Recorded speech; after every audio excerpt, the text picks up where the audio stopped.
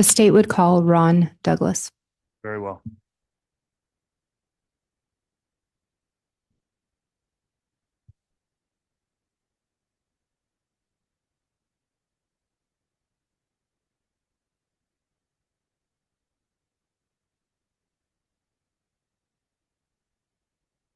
Okay, if you'll give us just a moment, we're making sure the cameras are situated so that they are not recording victims in this case.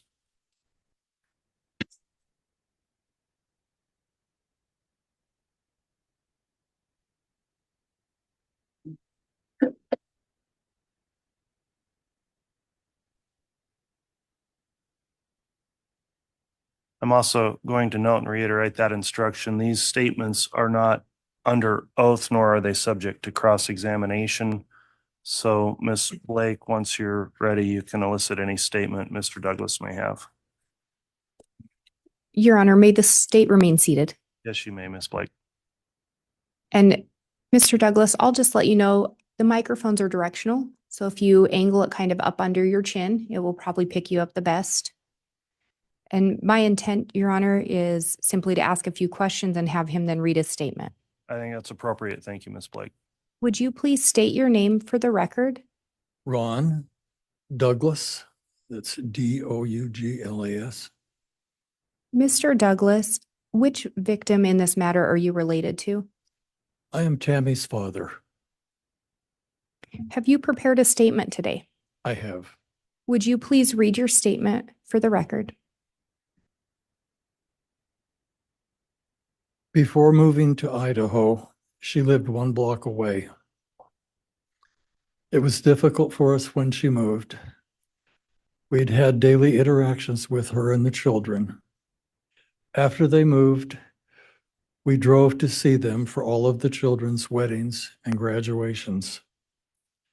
Our last visit in Idaho with them was in March of 2020.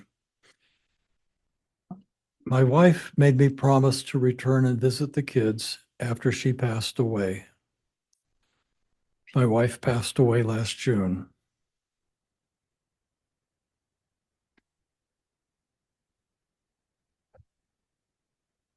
The tragedy of the case has harmed our family's relationship with the kids. I will remain open to rebuilding a relationship with them. It makes me angry, and it destroys me to know Tammy was treated how she was. I find it comforting to know that Tammy is resting peacefully in Utah, buried alone, and near her beloved mother. Thank you, Mr. Douglas. All right, you can go ahead and step down, Mr. Douglas, and I'll have the state call its next victim for an impact statement.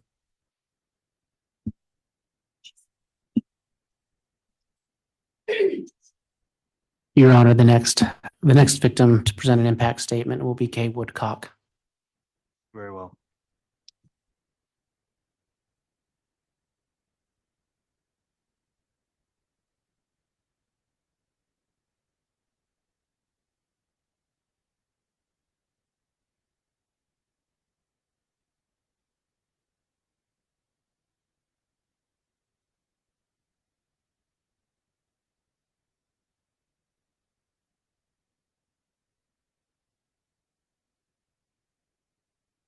Okay. All right. Thank you. Mr. Wood. Thank you. Ms. Woodcock, we know you've already testified in this case, but can you remind the jury which victim you were related to? Am related to JJ Vallow. He was my grandson, and Tylee Ryan is my step niece. Thank you. Did you prepare a statement, a victim impact statement today? Yes, Will you please read that for the jury? sure. Today is an incredibly difficult and bittersweet day.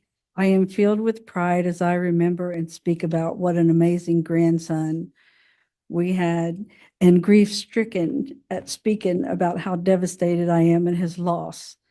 I sit here today try and explain the immense pain that me and everyone in my family continues to endure daily. But how do I do that? What words carry the strength and impact to really ensure you feel the joy and love that JJ created and the impact of his death? There aren't any. No words can truly describe and fully demonstrate the depth of pain his death has created in our hearts and our lives. The loss of a grandchild is immensely painful under normal circumstances for any grandparent. The death of a grandchild at the hands of another brings pain that is indescribable. If you remember, JJ was born with the name Kanan Todd Trahan.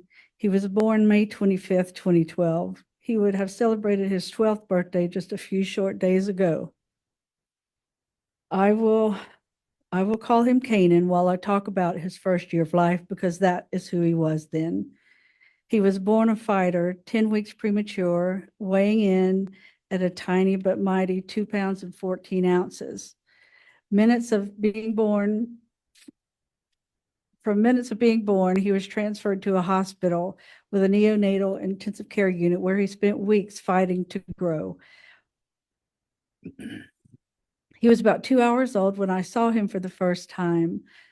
Seeing him, I knew he was my grandson. He was the mirror image of my son, Todd, his biological father. Todd has always loved him and always will. Kanan's death has changed his life forever. While he was in the NICU, I was only able to see him for a few minutes at a time until I was notified he would be released to us within days. 25 years since I had a new baby at home, and never a preemie with all their special needs. Larry and I didn't hesitate immediately. We said yes. The only place we wanted him to be was home with us. The night before he was discharged, I spent the night in a little room next to the NICU, talking to nurses, learning things that our little preemie grandbaby would need.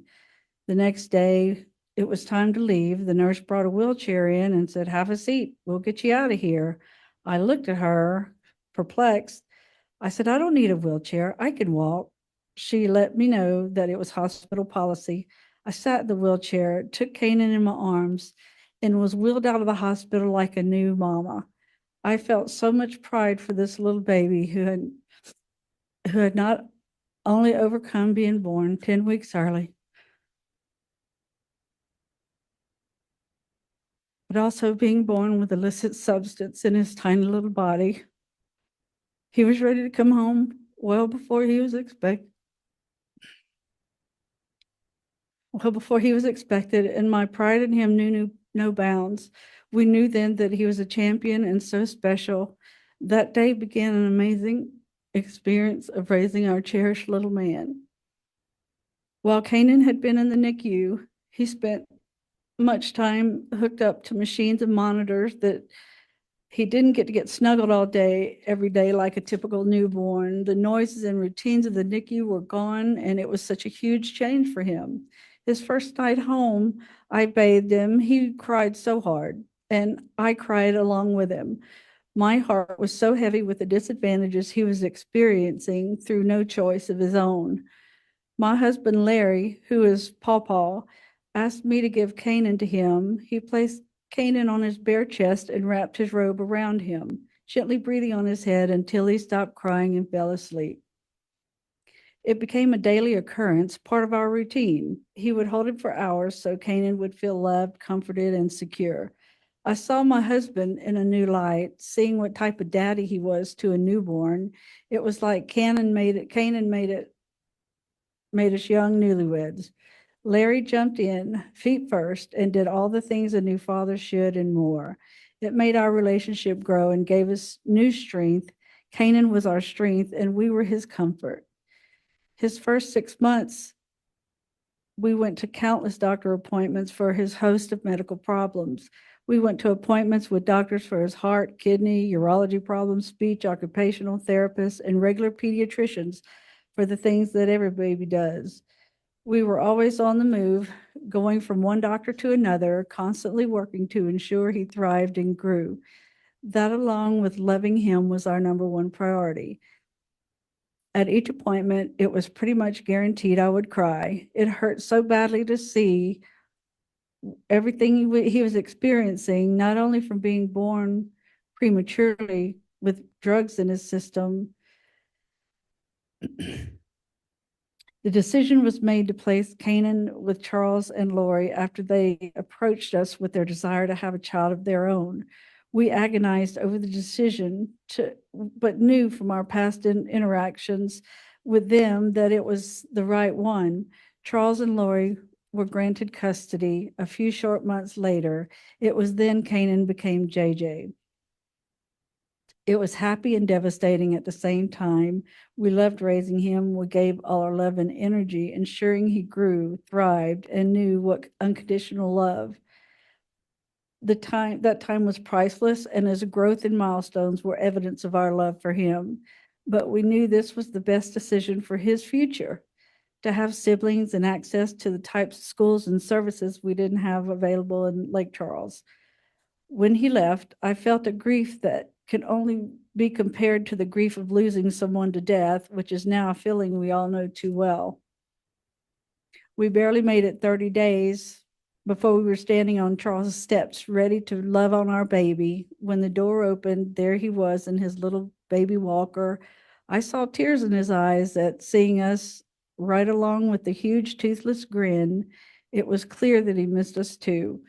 Before I could take a step, Larry swooped him up in his arms, and at 11 months old, he wrapped his tiny arms around Larry, laying his head on him. The connection was still so strong.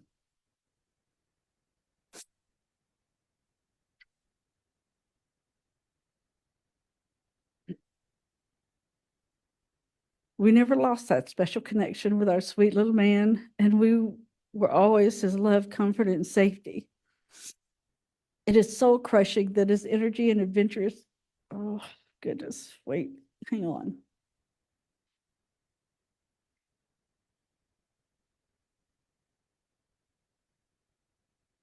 I made it a few months before I had to get to my JJ. So in November of 2014, I made my first trip to Hawaii, quickly returning once again in December with Larry. We would visit about every 4 to 5 months because it was such a long trip to Hawaii from Louisiana. One we were happy to make, and we stayed for as long as possible, normally 10 to 14 days. We needed to soak up as much JJ time as we could. I remember one trip in the winter of 2015, JJ stayed home with me while Charles and Lori went to church. I was making a big pot of gumbo.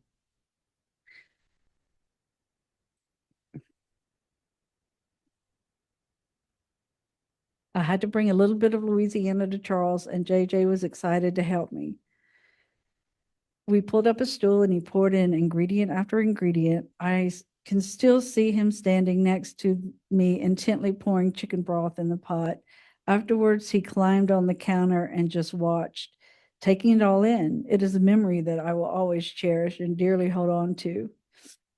During our visits, Charles or Lori would comment on how JJ would do things with us that were a stark contrast for them. He always awoke at the crack of dawn, never sleeping any later. When visiting, we would have JJ sleep with us. He would sleep until 9 or 10 o'clock, which astonished them. There was never a doubt. He had an innate and unbroken attachment to us. Each visit, no matter where they lived, Lori always expressed her deep appreciation that we gave them the greatest gift ever. That is just one part of why this causes so much pain. It is a betrayal that can't be explained. JJ was incredibly smart. He was reading on a middle school level by the time he was 4. I remember being in a store with him on the aisle with eye drops, and there he was reading off the labels: Visine, Cysteine, antihistamine, one long word after another. I hadn't seen him do that before, and I was blown away. He was brilliant. He would occasionally stumble on a syllable, but we took the time to go through and help him figure it out. But wow, the amount of awe I was in still makes me smile and feel the same pride I did that day. As he got a little older, he was enrolled in a private academy in Arizona, which focused on every aspect of educating and empowering children like JJ. He loved his school and they loved him. It was there where it was discovered another level of brilliance JJ possessed. I remember when Charles told us he was a math savant, he could calculate anything. I continually wonder what he would have become, what type of man would he have become? Not only was JJ smart, but he was also fun, a very contented child, healthy, compassionate, and empathetic.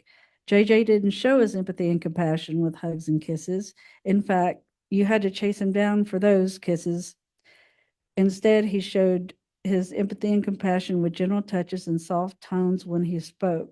He would constantly stop to ask people if they were okay, if he could see they were hurt. His world was fascinating and exciting due to his huge imagination.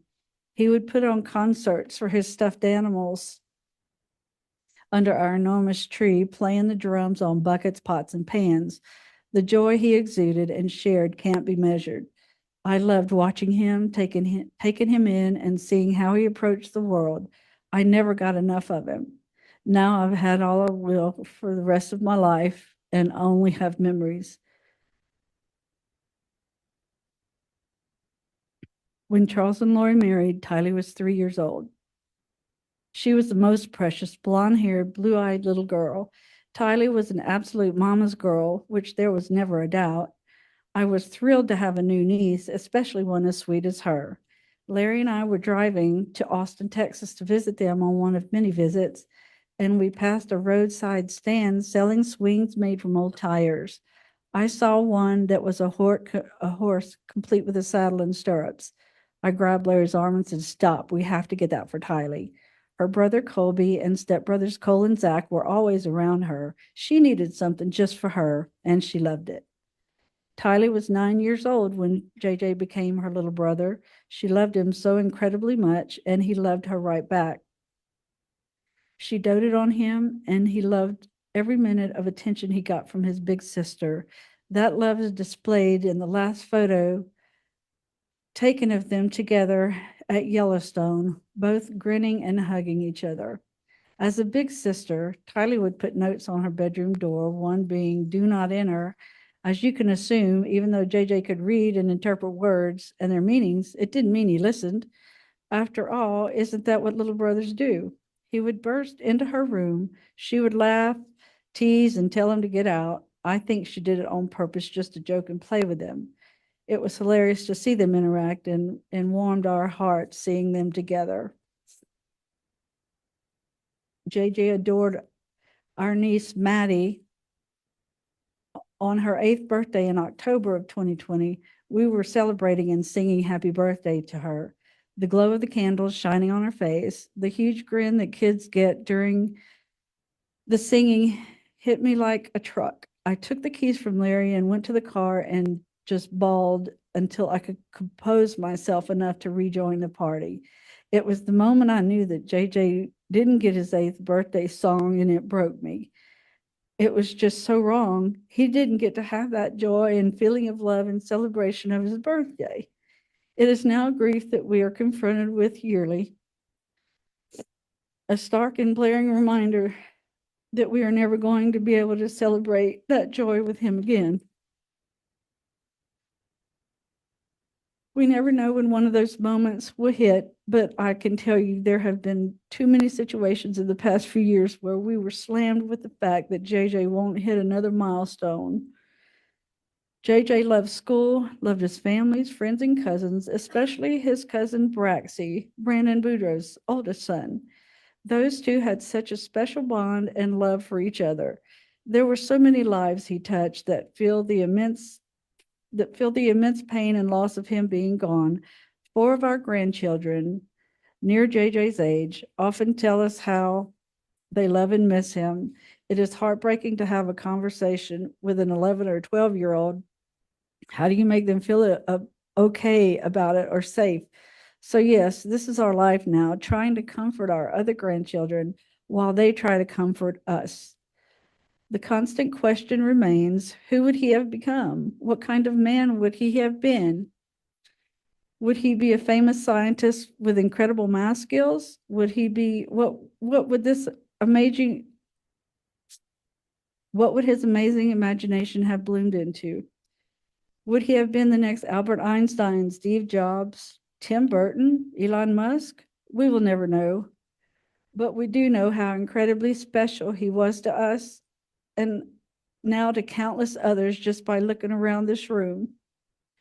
I can't express just how much I wish I could have more time to create memories with him and with Charles.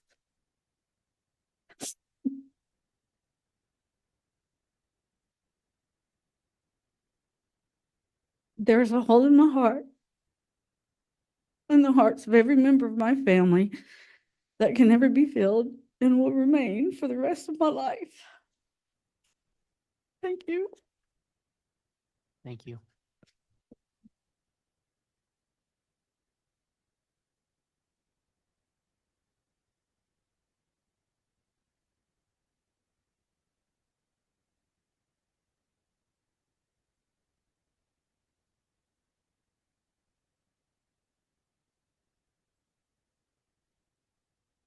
All right, thank you. The state can call its next victim for an impact statement. Next, we'll have Matthew Douglas, Your Honor. Very well.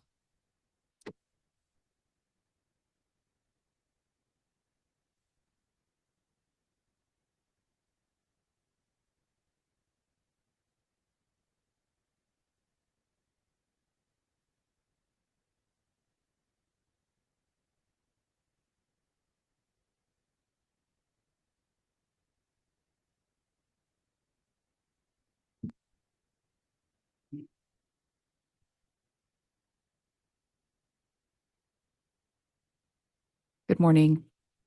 Morning. Can you please state your full name and then spell your last name?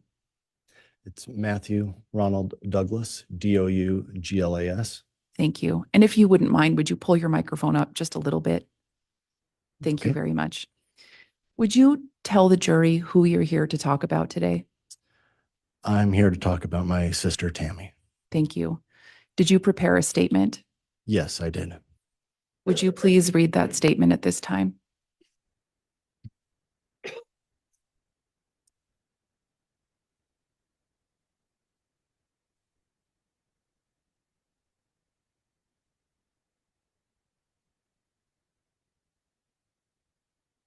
October 19th, 2019. For me, that is when this tragedy starts. But it is by no means its actual beginning. For me, and my own segment of the Douglas clan, I can speak to the pain that started on that date and how it only grew as more and more things in our lives were upended.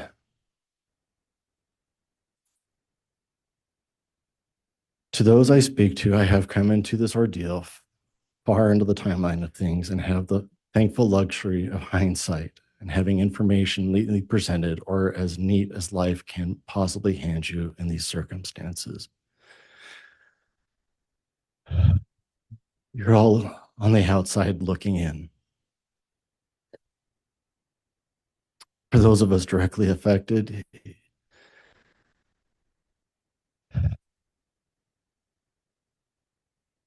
who you'll hear from or may have already, we're finally getting to let our voices in some capacity finally be heard in a meaningful manner, and we lived it. Often, minute to minute, hour to hour, day to day. For my little family, which for a family of 10, who am I kidding? It's not little. And especially for me, it has been a nightmare that you feel never ends.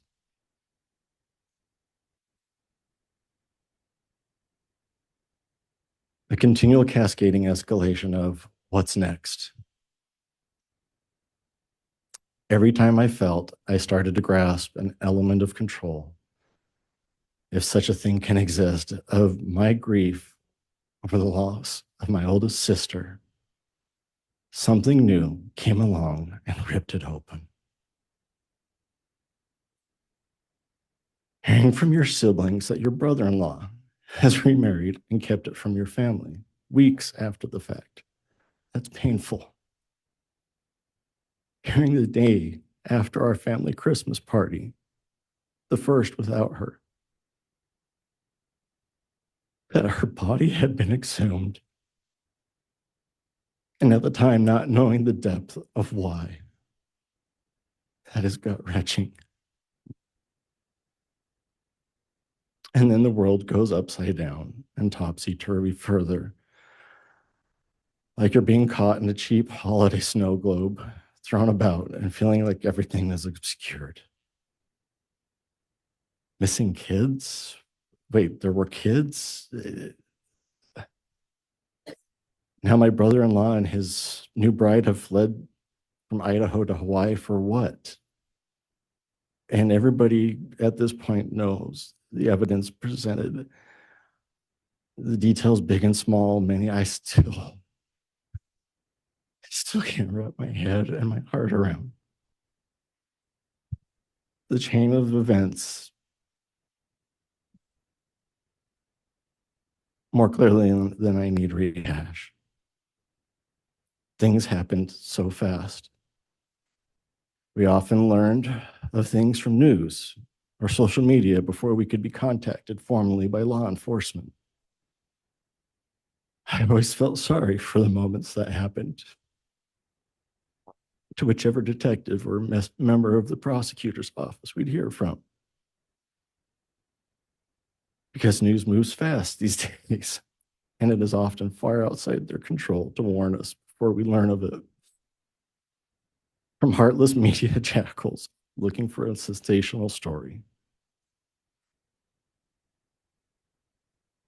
Thankfully, there's still good people that still exist in that profession too. And as unorthodox as it may seem to find a silver lining and small blessings for, it is kind-hearted, truth-seeking journalists who didn't blindside us and the victims' families or think we were just a quick quote to misuse to their ends. Because finding out things in real time that directly impacted and destroyed your family was never enjoyable.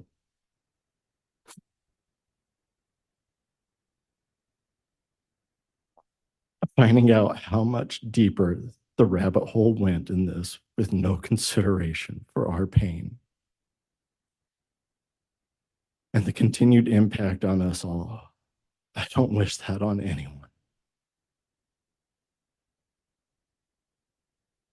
And yes, I said destroyed because losing Tammy, who to me was the emotional heart and glue of our siblings group, was a slow and steady destruction of elements of our family as we knew it.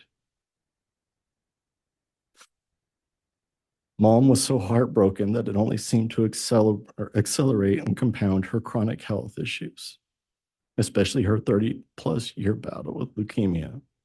We lost her last year, just a little over a week away from now. It'll be a year on June 8th. As she seemed to finally be ready to lay down her proverbial sword and shield after a tumultuous spring of emotions tied to it all. I still remember the last normal conversation I had with her just 3 days before Mother's Day, when she went into the hospital for the last time and then was sent home on palliative hospice care until she passed.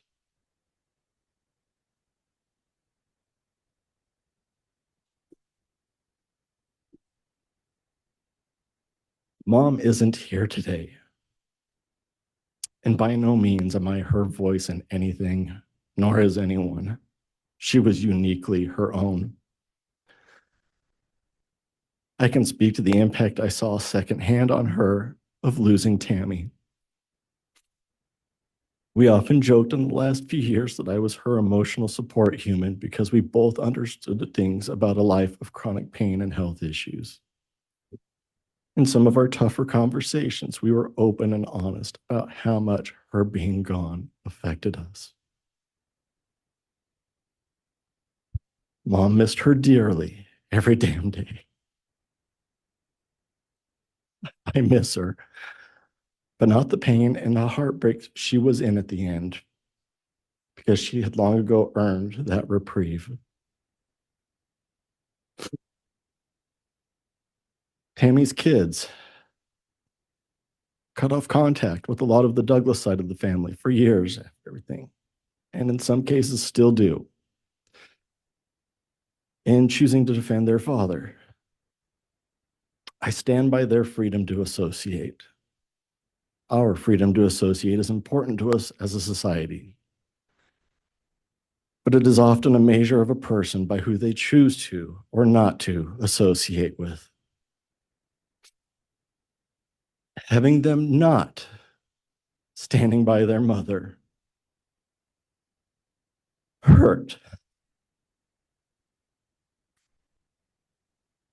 If they ever want to rectify that position or reconnect, they know where their uncle lives or how to find out. I'm not hard to find.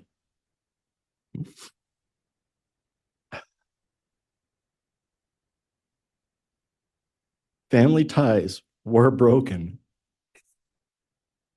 To put it simply, the loss of Tammy revealed true natures and behaviors of family that perhaps previously were dismissed, hidden, or ignored blatantly. This isn't a place of grievances, but to explain the impact losing your sibling's heart and glue has. When masks come off and people are so true and real to themselves, for better or worse, that some recognize that things aren't healthy and it's time to fix that. It's painful creating boundaries with people in your life that you're really raised to believe you should fight like hell to protect and love dearly. But it's also healing, at least on the outside of the boundary, but things will never be the same. And Tylee and JJ, two kids I never knew existed prior to all of this, and to whom me and my family are now forever tied in tragedy too. I have kids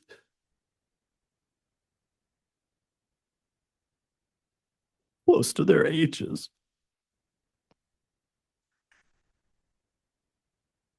To say, even though I'm not related to them, I'm not impacted would be lying.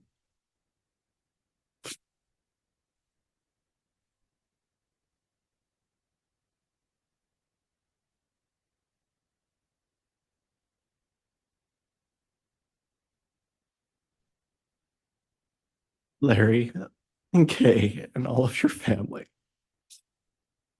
For me and mine, our hearts have hurt with you.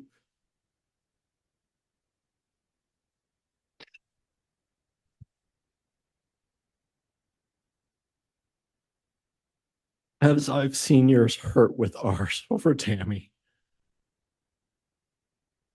We have been grateful to the fact without your tireless love for those children, would we even be here now? And you've been a voice for my sister when often others wouldn't have. Thank you. Thank you very much.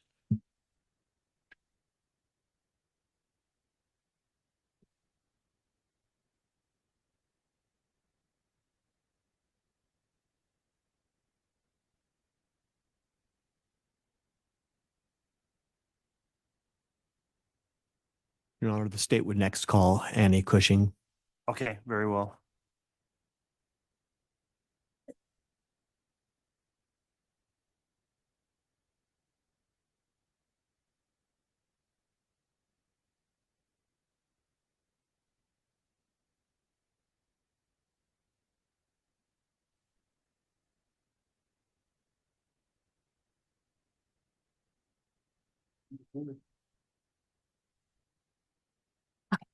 Thank you. All right, Mr. Rickson, go ahead. Thank you, Your Honor. Ma'am, will you please state and spell your full name for the record? Annie Cushing, Cushing. Can you please explain for the record, are you related to one of the victims in this case? I am. I'm Tylee Ryan's aunt, Joseph Ryan's sister. And as you came here today, did you come with a statement that you'd like to share with the jury? I did. Do you have that with you? I do. Would you like to go ahead and read that now, please? Sure. Thank you. I remember getting a call from my brother Joe in 2002 to tell me he had gotten married, converted to the LDS faith, and was expecting a baby. Joe had been the perennial bachelor of the family, in his 40s, never married, and no kids. So this was very surprising news. He wanted to fly me out to meet his new wife. They were both so excited to be having a little girl. They had already picked out her name and were well ahead of schedule, buying the best of everything this little baby would possibly need. A couple years later, we vacationed together as families. Joe was the quintessential first-time father. Every developmental milestone Tylee achieved convinced him all the more she was clearly a child prodigy. He was also convinced she looked just like him and would find excuses to refer to her as Daddy's little girl. Truth be told, Tylee actually looked more like her mom's side of the family, which I never told Joe. But on the inside, she was so her dad. She was always dressed like a princess and had an arsenal of hairstyles that she chose from each day. But once she learned to talk, she would let you know what she wanted and was prepared to negotiate those desires like she was finalizing a legally binding contract. Even as a little girl, Tylee knew what she wanted, and we were all her humble servants. Fast forward to 2018. I flew out to Phoenix after my brother's death and was able to reconnect with Tylee.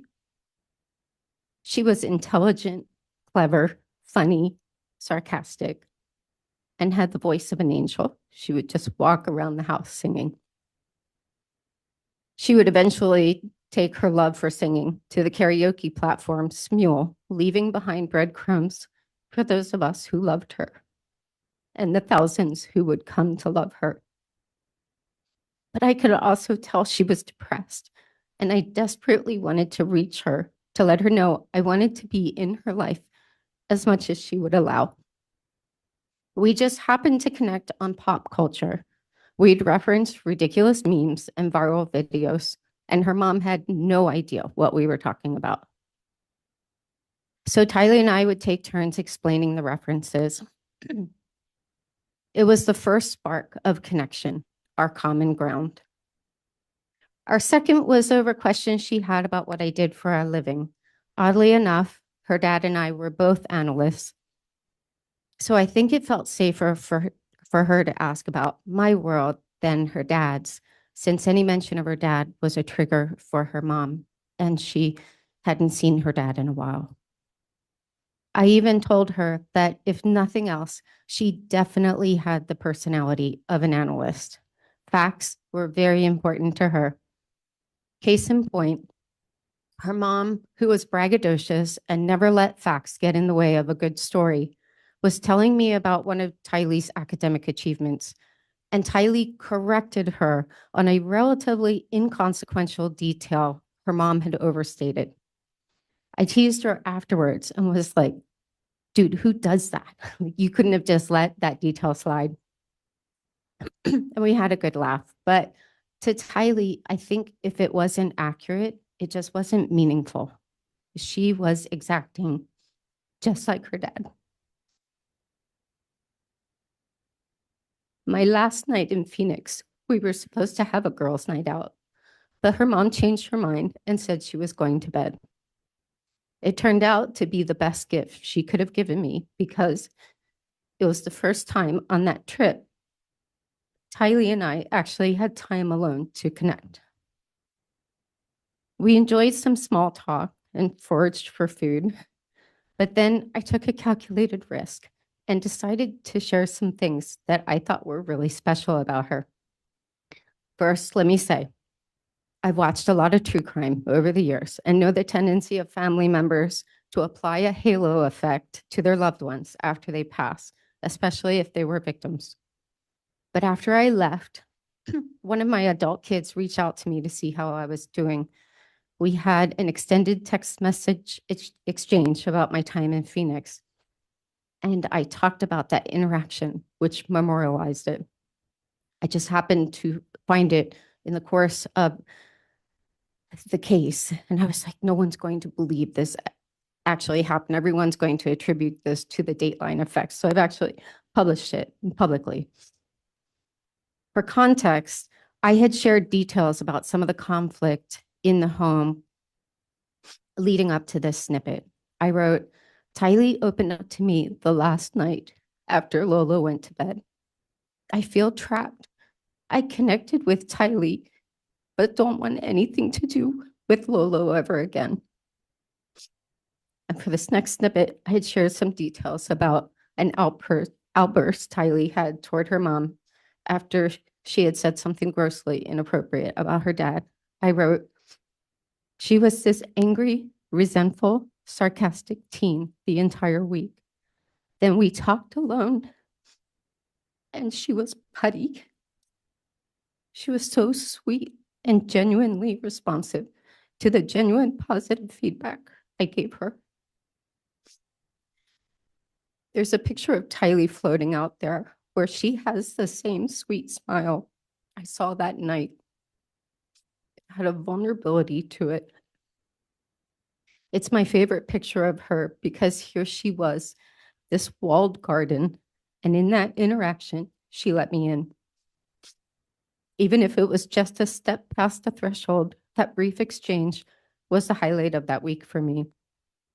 Since learning more about her story, even up to that point, I completely understand why Tylee wasn't quick to let anyone in. Excuse me. By sharp contrast, according to Alex Gilbert, the defendant's neighbor who testified, he said Tylee didn't like people. That's not true. She wasn't ever angry or disrespectful in any way toward me, and I was there less than a week. We got along swimmingly. Now, his reported follow-up statement about her not liking him, that tracks. She was not one to suffer fools. I also found out in that chat she loved New York City. That was my open door. So I lobbed the idea of flying her out for her 18th birthday over the fence, and it was a hit. As I said in that text exchange, I was done with her mom and her extremist beliefs, but I thought there was a chance I'd have the opportunity to develop a relationship with Tylee that wasn't dependent on her mom. I planned to show her the best views that tourists don't know about, walk the High Line together, get real pizza, take her to the rotating restaurant in Times Square with breathtaking 360 views of the city, and let her reconnect with my daughter, who she hadn't seen since she was little. Her 18th birthday couldn't have been further from this celebratory event I had imagined. Excuse me. As her remains had been recently discovered in the defendant's backyard. Getting back to our last time together, I want to be fair. That trip certainly wasn't all bad. There were also some very sweet moments between Tylee and her mom, moments of hilarity and a fun outing. I also didn't see anything concerning with JJ. Everyone was nurturing and protective of him. JJ, like his big sister, didn't let just anyone in. I had no idea if I'd be able to connect with him. I was fascinated by this little boy who had a wild imagination and the closest bond I've ever seen a child have with a dog. Bailey was his constant companion.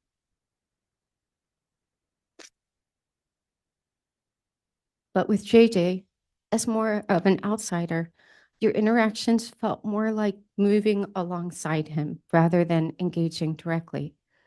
So I was looking for any possibility of our worlds to kind of cross. To that end, one thing I noticed was JJ didn't just watch TV. It was like an immersive experience. He'd be talking to the characters, commenting, imitating sounds, especially explosions. He loved imitating explosions.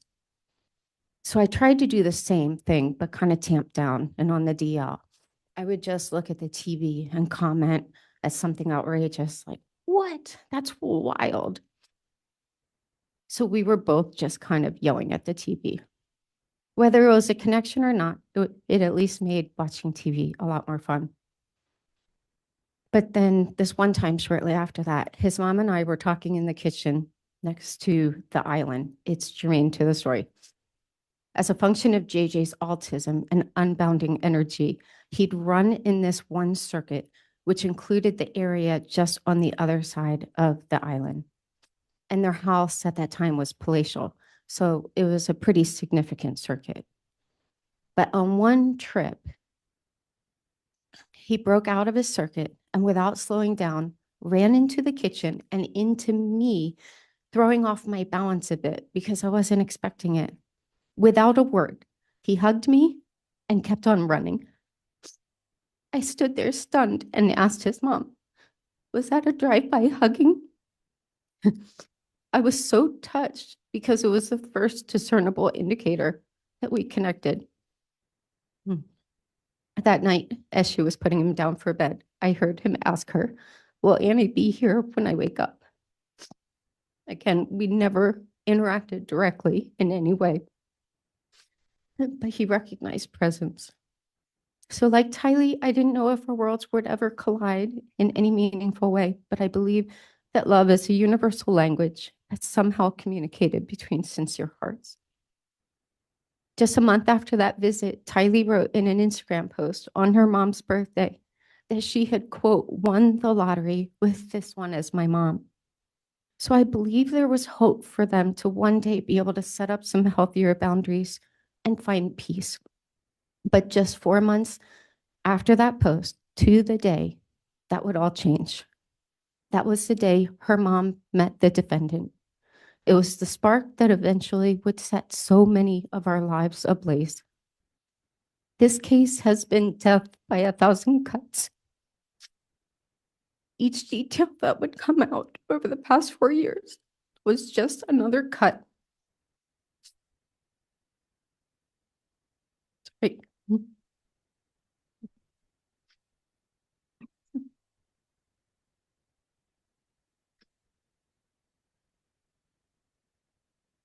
It's taken a toll on my family, my health, and my overall perspective. And it felt like the world had become a more dangerous place. Just a little peek behind the curtain. There was one time early in the case, Tylee and JJ were still missing, and the city was in lockdown because of the pandemic, and police were out en masse because of protests and riots in the city. It was like the whole world had gone mad. But I had gone for a run through Times Square, which looked like a ghost town with a sea of mental health billboards. When I passed a corner newsstand, there was a picture of Tylee and JJ on a magazine cover with a heart-grabbing headline. Seeing that against a backdrop of what looked like a post-apocalyptic landscape made it all the more surreal. But to be clear, it's still surreal. It always will be. If someone had told me in 2002 that in 20 years' time, Joe and Tylee would both be dead, and I'd be swept up in a criminal case around Tylee's murder, I wouldn't have believed it. Tylee had her whole life ahead of her. She had dignity, she had dreams, she had goals. This defendant stole all of that. To close on a high note, a Greek philosopher once said, "The wheels of justice turn slowly, but grind exceedingly fine." I believe that has happened in this case. Thank you. Thank you, ma'am. Your Honor, we've had a question raised. We might ask the marshal if there's a box of Kleenexes at the witness stand. Sure. And Judge, could we have a sidebar for a minute as well? Yes.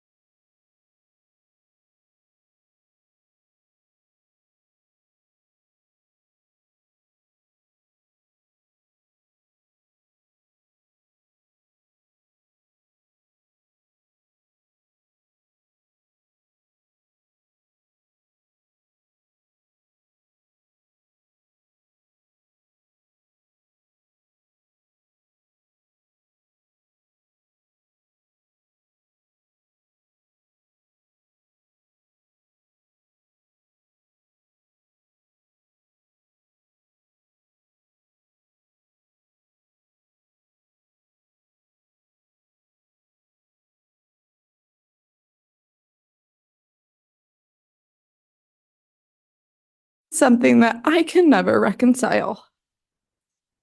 That is the impact on them, an impact that will echo through their lives. My twins, now 4.5 years old, are far too familiar with death at such a young age. Our once strong and joyful family bonds have been bruised and broken. I have always been so grateful I married into a big, loud, close-knit family. From day one, I was Aunt Kelsey. Tammy was truly my sister, and I cherish the relationships I built with each of her children, my nieces and nephews. However, the relationships with our nieces and nephews, once filled with love and laughter, are now incredibly strained and painful. My children do not know their cousins. The joy of family gatherings, Sunday dinners at grandma's,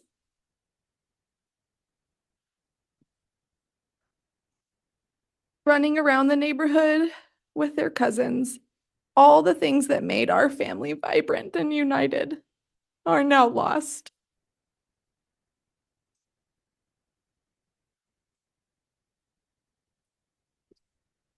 I cannot overstate the closeness, the bonds, the depth of the relationships that have been shattered. My children and Tammy's grandchildren are growing up missing out on the essential family connections that brought so much richness to Tammy's own children's lives.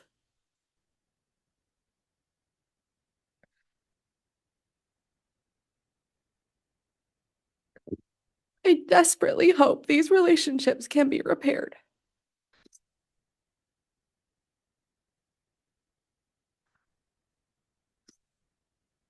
The toll has been profound.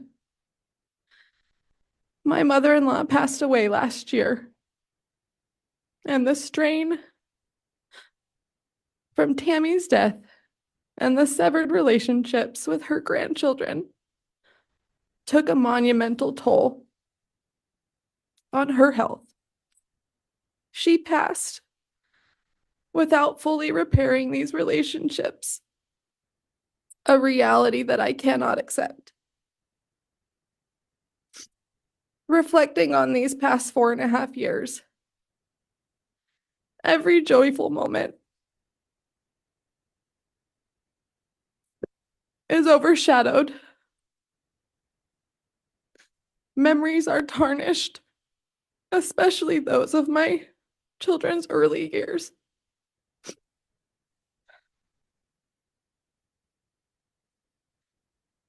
We've sought counseling. We've leaned on our family for support to navigate through trauma and grief. But we are exhausted beyond measure.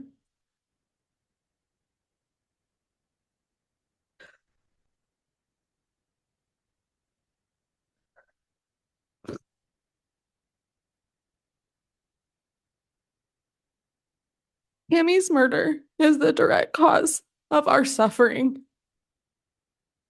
Pain, fractured relationships, and unhealed wounds are all part of the aftermath.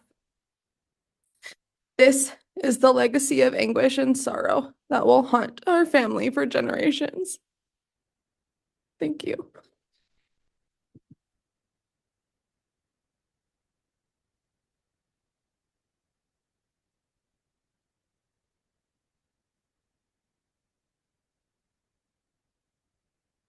All right, if the state has another victim to have an impact statement offered, we can do that at this time. Thank you, Your Honor. The state would call Ben Douglas.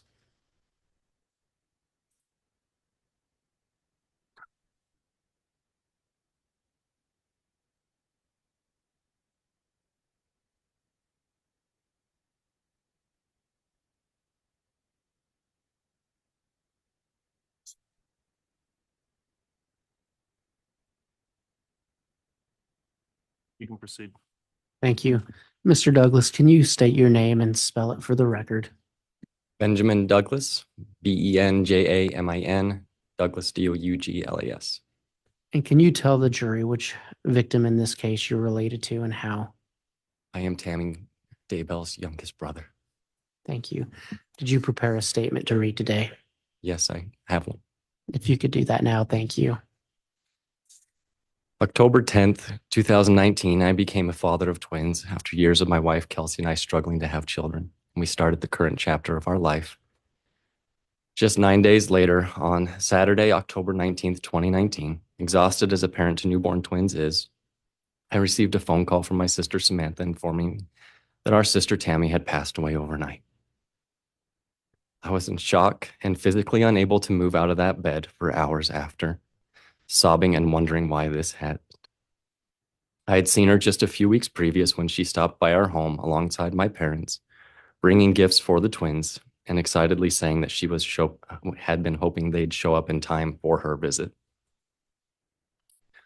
My children only know their Aunt Tammy from pictures, stories, and grave marker that they frequently request to visit.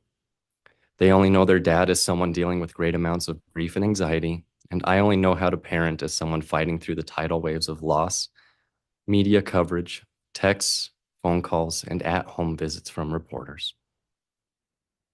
The amount of sleepless nights I've had from raising twins pales in comparison to the nights I've been kept awake by nightmares of someone close to me hurting my children.